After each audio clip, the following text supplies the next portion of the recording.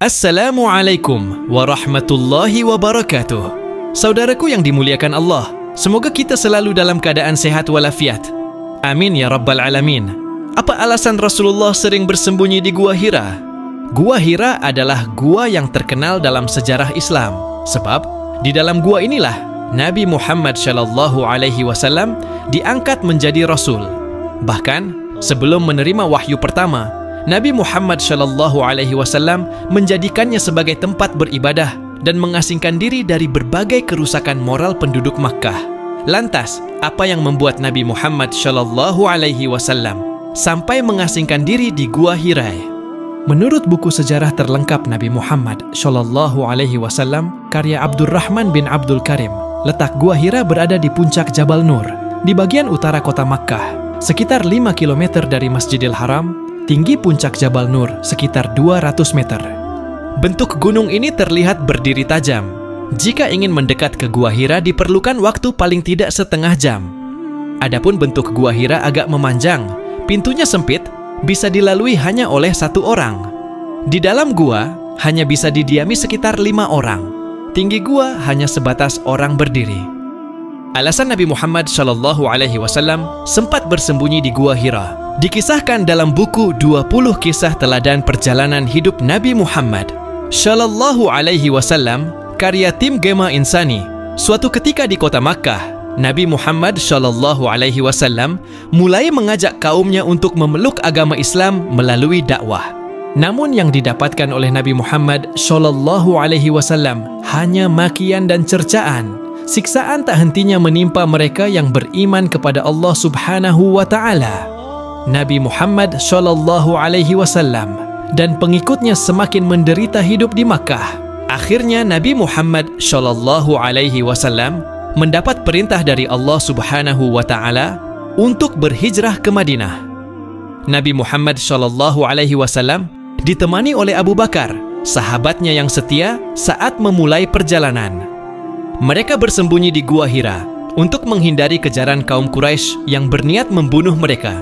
Ketika Nabi Muhammad SAW dan Abu Bakar berada di Gua Hira, seekor merpati dan laba-laba berusaha melindungi Nabi Muhammad SAW dengan membohongi kaum kafir Quraisy yang berniat ingin membunuh Nabi Muhammad SAW.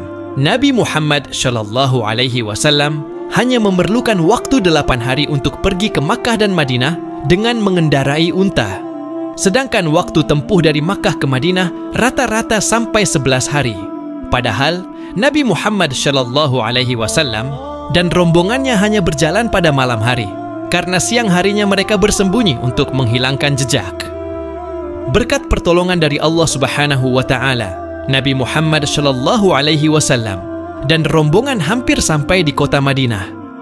Dari kejauhan tampak pohon-pohon kurma yang menjulang tinggi. Mereka semua kembali mengucap syukur kepada Allah Subhanahu wa Ta'ala karena telah selamat dari kejaran musuh. Kisah ini diabadikan dalam Al-Quran surah At-Taubah ayat 40.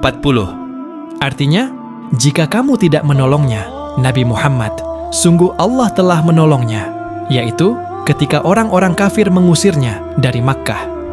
Sedangkan dia salah satu dari 2 orang ketika keduanya berada dalam gua, ketika dia berkata kepada sahabatnya, "Janganlah engkau bersedih, sesungguhnya Allah bersama kita."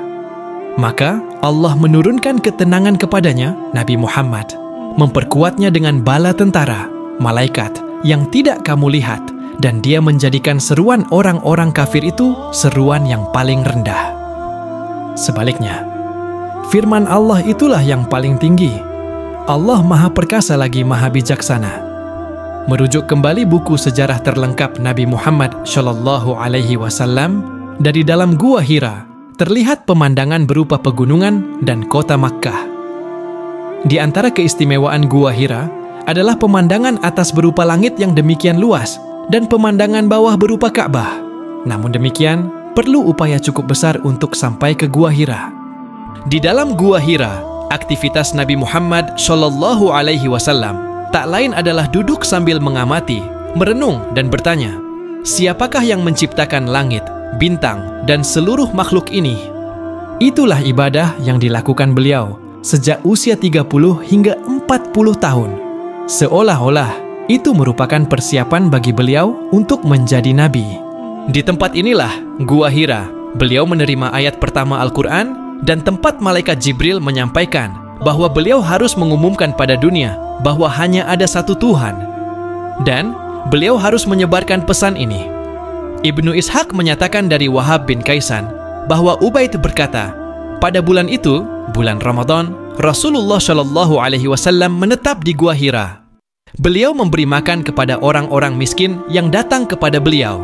Hingga pada bulan di mana Allah Subhanahu wa Ta'ala berkehendak memuliakan beliau dengan mengutus sebagai nabi pada bulan Ramadan. Pada bulan tersebut, beliau pergi ke Gua Hira seperti biasanya dengan diikuti keluarganya. Pada suatu malam, Allah Subhanahu wa Ta'ala memuliakan beliau dengan memberi risalah dan merahmati hamba-hambanya dengan beliau.